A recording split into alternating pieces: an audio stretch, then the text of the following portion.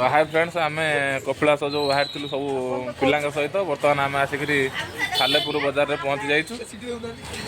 हाँ अच्छा तो सालेपुर बजार बर्तमान कौन है कि ये बिकली बिकली जो अच्छी आम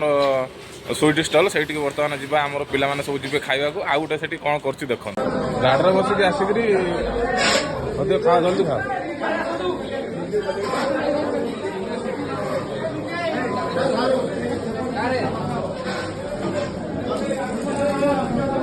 चलो रसगोल्ला टे